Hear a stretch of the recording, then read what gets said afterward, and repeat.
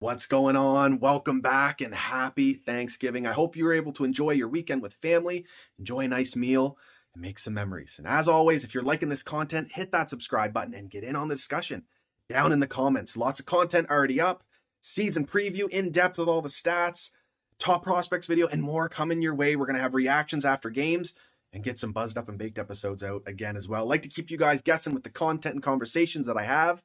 So enjoy the video today, guys, and we'll talk to you soon. Cheers. Bergevin out here not giving a frig. Continuing to make enemies, but he does not care. His sole mission continues to be to improve this Canadiens roster, and he did just that today with an interesting waiver wire pickup, adding some depth to this team where they sorely needed it. And he took that player from a team already lacking depth, but that's a story for another day. Center Adam Brooks went to bed last night, a Toronto Maple Leaf, tucked himself into his blue and white sheets, and he woke up today to find out he had been claimed off of waivers by the Montreal Canadiens. Welcome to the good side. I really like this pickup, albeit a fringe NHLer, a depth piece, but still, I can now admit in full disclosure, I admitted it last season too, but I'll say it again now. It was annoying and frustrating to see a former fourth-round pick of a few years ago join the Toronto Maple Leafs last season in their bottom six and immediately start finishing plays, scoring goals, playing responsible hockey. Just typical strong Kyle Dubas amateur scouting. He is a shark when it comes to drafting. But this waiver pickup is typical Marc Bergevin pro scouting. And I like the player. He's a strong penalty killer in the American Hockey League. He can play responsible 5-on-5 hockey. He's a good forechecker, but he has offensive instincts. He can make plays and finish plays in the offensive zone. His last two seasons with the Regina Pats, in 15-16, he had 120 points in 72 games, and then that was his draft plus 1 year, and in his draft plus 2 year, in 2016-17, he played 66 games played and had 130 points, including 43 goals. He has a knack for finishing. He scored some big ones for the Toronto Maple Leafs last year. And Montreal is lacking depth at that position. After Nick Suzuki and Christian Dvorak, it starts getting a little thin. I fully believe in Jake Evans, and I'm looking forward to see what he can do full-time in a third-line center role. I have quite a bit of confidence in him, actually, especially defensively, because of just his skating and his awareness and his work ethic and his ability to be a pain in the ass. But then we're looking at Paquette, Paling, who's unproven at the NHL level, and now we can add Adam Brooks into that mix. And I like the pickup. It's also fun just to be able to, troll the fan base, our rival fan base back and forth here and there. It's been interesting to see the Leafs fan base turn on the kid, and, now they're telling us to calm down. Now, I've already mentioned it. Reality is he's a fringe NHLer. He'll likely be a bottom six player, but it's nice to have that security in case of injury, knock on wood. And, he's a good player with a good attitude, so I'll take it.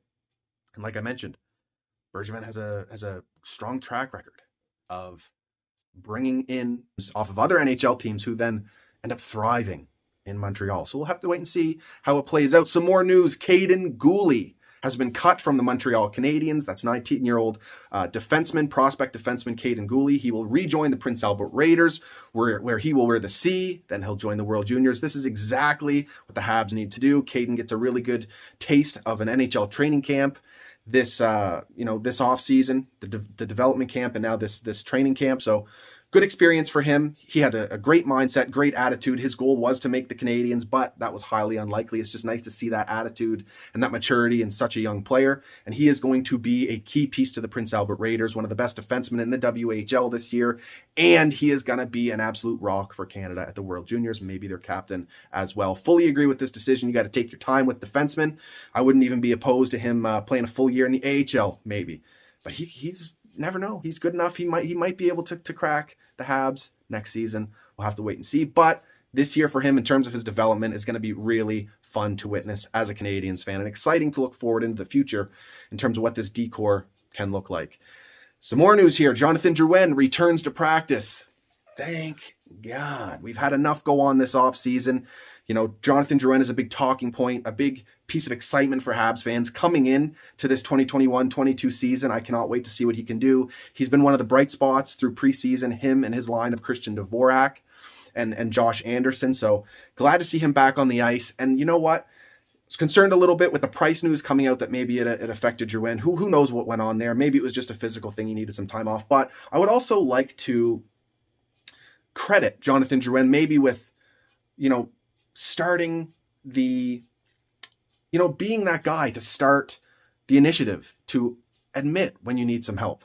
And maybe Carey Price doesn't take this time to get his head right or whatnot without Jonathan Drouin being brave enough to set that example in such a tough market in Montreal. So, it's been a tough offseason for the Montreal Canadiens. Me, myself, I'm already a little bit, the wind has been taken out of my sails a little bit in terms of this season. But I kind of have to reel myself back in here because, while we may be without Price for a minimum of 30 days or potentially even longer, who knows how long it'll last. Carey deserves his time to himself. It's not like we're going from Carey to a backup who now has to be our starter. Jake Allen is more than capable of filling a starting role for the Canadiens in the short to mid-term. A problem may arise where he doesn't have a strong backup. I know, that's fully ready yet. Now, mind you, Montreal did claim Montembeault from Florida off of waivers. Not an NHL experienced goalie, but someone the Habs have had an eye on for a long time, and they seem to believe he can, fulfill that backup position while Carey's gone. I personally would have liked to see McNiven maybe get a shot. That would leave Primo to continue getting a lot of starts in Laval, but maybe it'll jump back and forth between Montembeault. Maybe McNiven will get another shot here. But nonetheless, it's Jake Allen's show in the meantime. He's going to get the vast majority of the starts here. Wouldn't be surprised if he even gets the early back-to-back to start the season. But nonetheless, there's a lot to be excited for Habs fans here. I've already mentioned Jonathan Drouin and what he's going to bring to this team this season after not being with us for the playoff run. We add a legitimate top six winger back into our forward group. There's also the brand new, the fresh rookie season of Cole Caulfield, the sniper who is going to be gunning for the Calder Trophy, who has an immense amount of skill and finishing ability. He's going to be thrilling to watch. The type of player to bring you out of your seat each game. That's very exciting. Also, Nick Suzuki taking steps forward. I know he hasn't looked his normal self in preseason.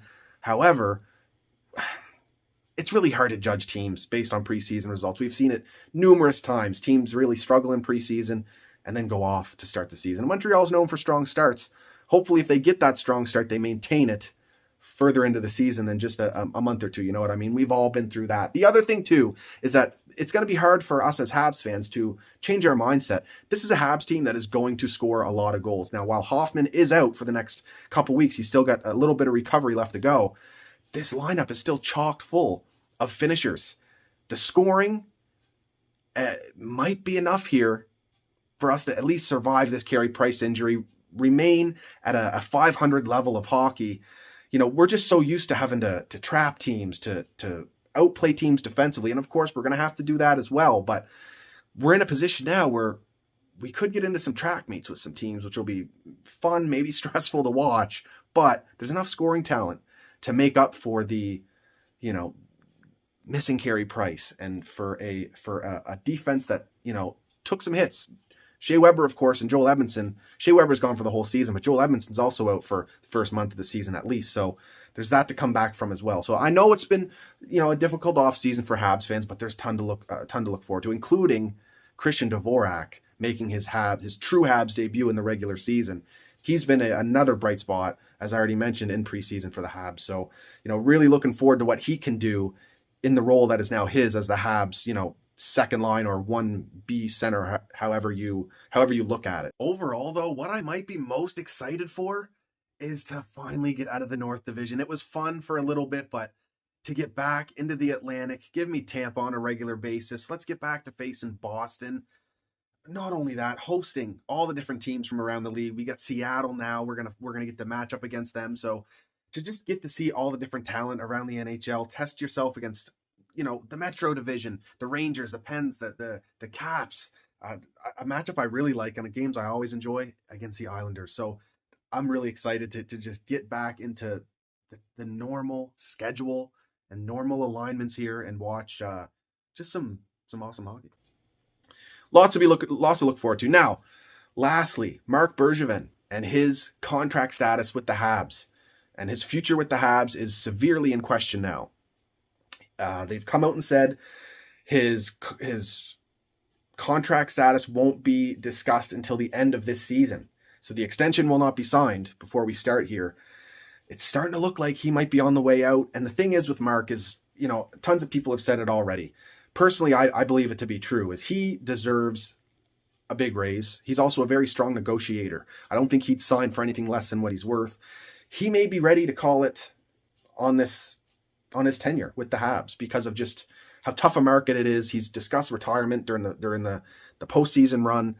You can tell there's just been so much surrounding this team that it's just taken a bit out of him. Guy has a lot more gray hairs than when he started the job. But you know what? I would love to have him back, and I hope at some point it gets done, whether he gets a promotion to president or just stays on as GM. But the thing is, he deserves to be compensated for it. He's a very strong negotiator. We've seen that in the last 9, 10, 11 years.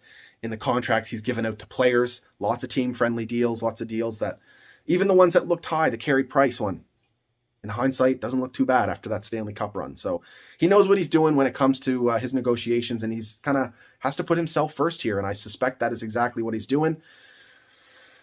Now, I would assume Molson would want him back.